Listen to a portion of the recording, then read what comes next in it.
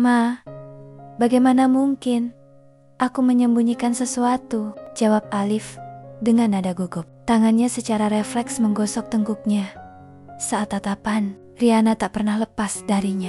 Sudah, larut. Kamu sebaiknya tidur dulu ya. Besok kita akan pergi ke rumah nenekku, kata Alif akhirnya. Berusaha terdengar tenang, meskipun jantungnya masih berdebar kencang. Riana menatapnya dengan saksama, seolah mencoba memastikan tidak ada kebohongan di balik kata-katanya. "Aa, kamu serius kali ini?" tanyanya lembut, tetapi penuh keraguan. "Ya, Riana.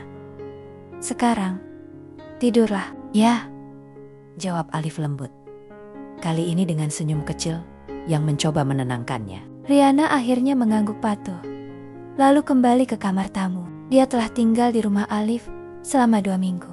Terkadang dia merasa tidak nyaman, terutama dengan bisikan tetangga yang mulai terdengar di belakangnya. Tetapi karena Alif selalu menenangkannya dan juga jarang pulang karena pekerjaan, Riana memilih untuk tidak mempedulikannya. Setelah memastikan Riana benar-benar masuk ke dalam, Alif menarik napas dalam-dalam dan mengangkat teleponnya. Ia menatap layar sejenak sebelum menekan nama nenek Sekar di daftar kontak.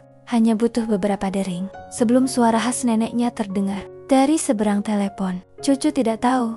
"Terima kasih. Apa kau tahu jam berapa sekarang?" Suara Sekar terdengar kesal, tetapi ada sedikit kekhawatiran di dalamnya. "Nenek, ini sangat penting," kata Alif terburu-buru. "Penting? Penting?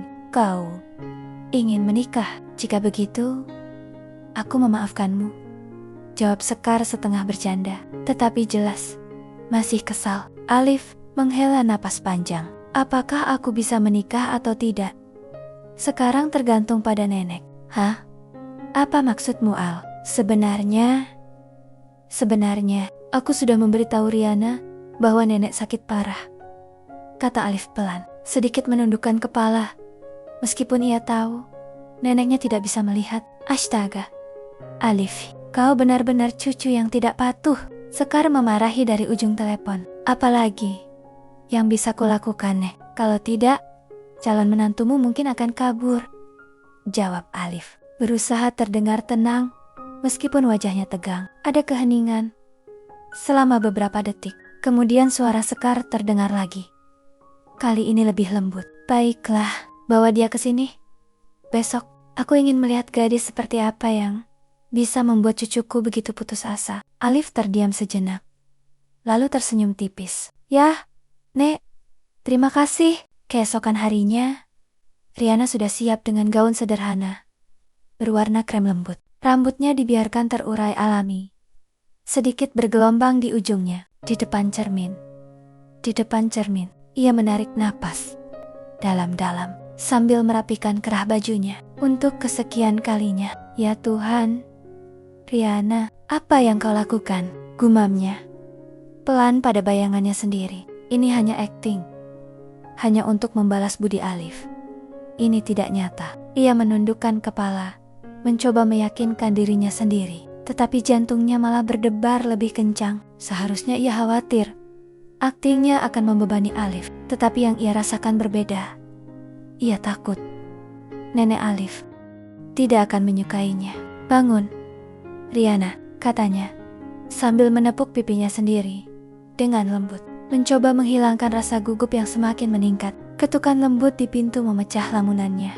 "Riana, apakah kamu sudah siap?" Suara Alif terdengar dari luar, tenang tetapi terdengar penuh harap. "Ya, sebentar." "Aa," jawabnya cepat. Ia melihat pantulan dirinya sekali lagi, memastikan semuanya rapi sebelum akhirnya membuka pintu. Begitu pintu terbuka, Alif berdiri di ambang pintu dengan kemeja putih yang lengannya digulung hingga siku. Tatapannya terhenti sejenak, tak mampu berkata apa-apa saat itu juga. "Indah," akhirnya ia berkata, singkat namun tulus. Riana berkedip bingung. "Apa?" Alif segera mengalihkan pandangannya dan berdeham. "Ah, tidak apa-apa. Aku hanya bilang matahari hari ini sangat indah, terang." Riana menatapnya selama beberapa detik, lalu tersenyum tipis. "Yah, matahari memang terang, Aa," Keduanya tampak canggung, tetapi akhirnya mereka berjalan berdampingan keluar rumah dan masuk ke mobil. Perjalanan berlangsung dalam keheningan. Sesekali diselingi desahan lembut dari Riana. Hampir 2 jam berlalu sebelum mobil yang dikemudikan Alif berhenti di depan sebuah rumah besar bergaya lama, rumah nenek Sekar. Alif melirik ke samping, melihat Riana yang tampak lelah setelah duduk terlalu lama. "Lela?" tanyanya pelan. Riana menggelengkan kepalanya sedikit sambil melihat ke arah rumah. "Bukan. Apakah ini rumah nenek?" Alif mengangguk. Senyum tipis muncul di bibirnya. "Jak." Riana menggigit bibir bawahnya, lalu menatap Alif dengan ragu. Bagaimana jika nenek tahu kita hanya berakting?" tanyanya polos. Tetapi jelas ada sedikit kekhawatiran dalam suaranya. Alif menatapnya sejenak, lalu tersenyum tipis. "Jika kita ketahuan, kita akan bilang, kita akan mulai dari awal lagi." Riana terkejut, jantungnya berdebar kencang, dan entah mengapa kata-kata sederhana itu membuat pipinya memerah. Dulu, bersama Septian, tak ada kata-kata yang bisa menenangkannya sama sekali. Hanya beban. Namun, bersama Alif, ia merasakan sedikit rasa dihargai. Mungkin itulah sebabnya ia mulai melupakan masa lalu yang sebenarnya belum benar-benar berakhir. Begitu keluar dari mobil, Riana langsung menggenggam erat tas kecilnya. Matanya berkeliling, mengamati halaman yang rapi dengan pot bunga berwarna-warni. Namun sebelum ia melangkah maju, suara panik terdengar dari dalam rumah. "Cepat, panggil dokter." "Dadaku. Oh, dadaku. Aku hampir tidak bisa bernapas." Riana segera menoleh ke Alif dengan wajah pucat. Ada apa dengan nenekmu? Kenapa kau tidak bilang ini serius?" Alif langsung membeku di tempat. Matanya membelalak. Iya itu." Sebelum ia sempat mencari alasan, 2 pria berseragam putih keluar dengan tergesa-gesa dari rumah sambil membawa kotak P3K, tekanan darah tinggi, detak jantung cepat. Pasien menolak menerima perawatan. Sebelum bertemu cucunya, lapor salah satu dokter sambil melirik Alif dengan curiga. Riana langsung terkejut mendengar laporan dokter. "Ya Tuhan, ayo masuk. Cepat." Alif hanya bisa mengangguk kaku sambil berteriak dalam hati nenek, "Jangan berlebihan dalam berakting." Saat memasuki kamar nenek Sekar, mata Riana membelalak. Ruangan itu penuh sesak. Ada 2 perawat mondar-mandir, monitor tekanan darah dan stetoskop tergeletak di atas meja, dan nenek Sekar berbaring di tempat tidur dengan selimut tebal, lengkap dengan botol infus mainan anak-anak yang tergantung di sisi tempat tidur. Bahkan ada aroma minyak kayu putih yang begitu kuat hingga membuat mata Riana sedikit perih.